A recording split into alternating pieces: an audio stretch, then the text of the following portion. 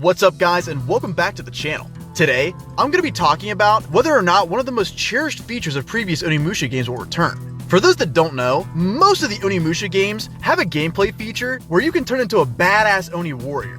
It's temporary though. You can't just ooze that much pure aura forever, you know? This Oni form allows you to absolutely melt your enemies, all while looking insanely stylish. Guildenstern would be beyond impressed with the Onimusha forms, I've gotta say. This was a feature that was initially introduced in Onimusha 2, Samurai's Destiny.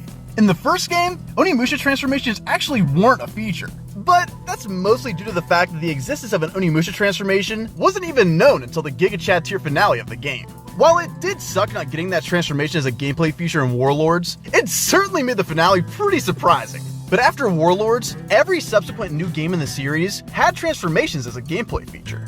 I mean, not counting Blade Warriors, I guess, but we're gonna forget about that, alright? Think of it as a Devil May Cry Devil Trigger, but like, way more cool and mysterious. If Devil Triggers are Pepsi, then the Onimusha forms are Coke, Cane. That kinda makes sense, right? This form allows you to become invincible temporarily, and also gives you a big boost in strength, which again is just like the Devil Trigger from the Devil May Cry series. The thing is, the last Onimusha title to release, Dawn of Dreams, released all the way back in 2006. Cars didn't even exist back then, dude. I still vividly remember going to GameStop on horseback on launch day. It wasn't until 2024 that we finally got an announcement of a new game. Almost 20 fucking years later. Let that sink in for a second. Like, that's an insane amount of time. In that time, several games have taken inspiration from the Onimusha series, or even almost kinda like blatantly ripped it off. Shh. Don't worry, I still love you, Neo. The original formula Onimusha had wouldn't exactly work nowadays. Gameplay in most similar in style games is much deeper now. Games like Sekiro, Devil May Cry, and once again, Neo. Onimusha's original formula has been milked pretty hard at this point. So with Way of the Sword, they're gonna have to really innovate if they want to push the envelope like they did back in the ancient days of the PS2. And so far, Way of the Sword actually does look very promising.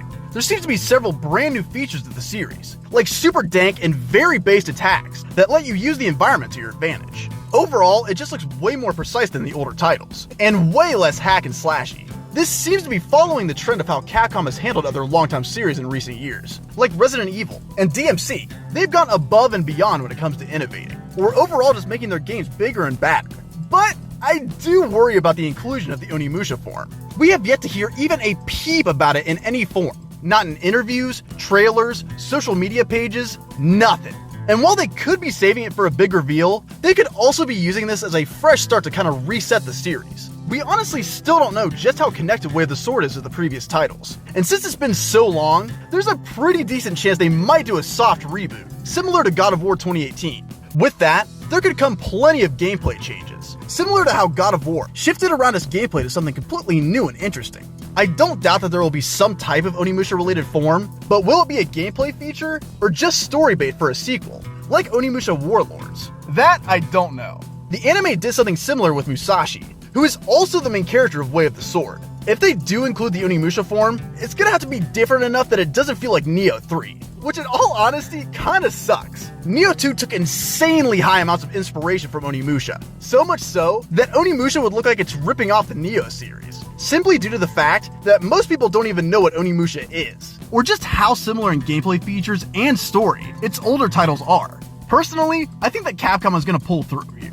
This game was leaked way back in 2020, and they were presumably working on it for a good while before then. So far, they seem to be giving it the modern Capcom treatment, which is definitely a good thing. Capcom has been killing it in recent years, especially when it comes to the Resident Evil and Devil May Cry series. They've been extremely faithful to their classic franchises, and haven't exactly given us a DMC type treatment in a while, which I'm super happy about. If we're lucky, we'll get to have our cake and eat it too, with breathtaking Oni goodness, as well as some crazy new features we never could have possibly imagined. They've been faithful to the series so far, at least when it comes to the weapon types, so they haven't strayed too far just yet. I honestly can't wait to see more. But what do you guys think?